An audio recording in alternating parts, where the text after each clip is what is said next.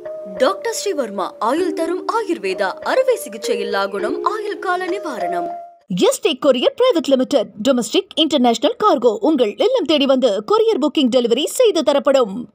நாம் தமிழர் கட்சியின் தலைமை ஒருங்கிணைப்பாளர் சீமானின் நிலையை பார்க்கும்போது பரிதாபமாக இருப்பதாக அமைச்சர் சிவசங்கர் தெரிவித்திருக்கிறார்.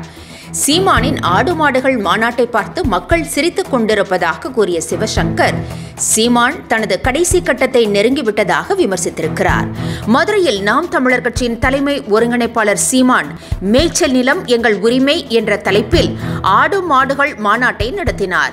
இதில் ஆடுகள், எருமை மாடுகள், ஜல்லிக்கட்டு காளைகள், செம்மறி ஆடுகள் நிறுத்தி வைக்கப்பட்டன. இதனிடையே ஆடு மாடுகள் முன்னிலையில் சீமான் பேசிய விவகாரம் தமிழ்நாடு முழுவதும் விவாதமாகி வருகிறது.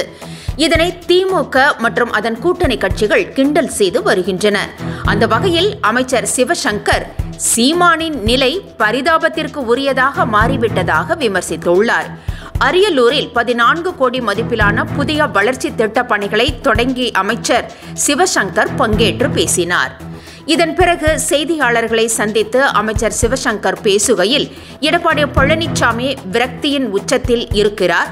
அவரின் சுற்றுப்பயணத்தின் முதல் நாள் பேசியதையே மறுநாள் மறுத்து பேச தொடங்கி இருக்கிறார்.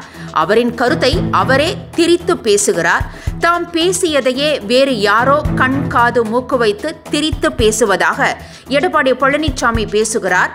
பாஜக எடப்பாடி பழனிசாமி தோளில் ஏறி அமர்ந்து கொண்டு பாஜகவின் கொள்கைகளை பழனிசாமி பேசும் சூழலுக்கு தள்ளி இருக்கிறது. இதனால் பாஜகவின் சுமையின் வலி தாங்க முடியாமல் இவ்வாறு பேசுகிறார். திமுகவின் கூட்டணி கட்சிகள் வலுவாக இருப்பதை பார்த்து விசிக, சிபிஐ, சிபிஎம் உள்ளிட்ட அனைத்து கட்சிகளையும் விமர்சனம் செய்யும் நிலைக்கு வந்துவிட்டார் என்று தெரிவித்தார். தொடர்ந்து சீமானின் ஆடு மாடு மாநாடு தொடர்பான கேள்விக்கு, சீமானின் நிலை இப்படி ஆகிவிட்டது என்பதை நினைக்கும் போது பரிதாபமாக இருக்கிறது.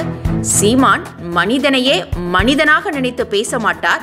மாடுகளாக நினைத்து வாய்க்க வந்தபடி பேசுவார். அதன் உச்சமாக மதுரையில் ஆடு மாடுகளுக்கு முன்பு பேசும் நிலைக்கு தள்ளப்பட்டுள்ளார். அவரது உண்மை நிலையை வெளிப்படுத்தும் வகையில் அந்த காட்சிகளை தமிழக மக்கள் பார்த்து விழுந்து சிரிக்கும் சூழலை ஏற்படுத்தி இருக்கிறார்.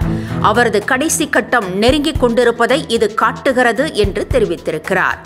சட்டமன்ற தேர்தலில் சீமான் மீண்டும் தனியாக போட்டியிடுவதாக அறிவித்திருப்பது குறிப்பிடத்தக்கது.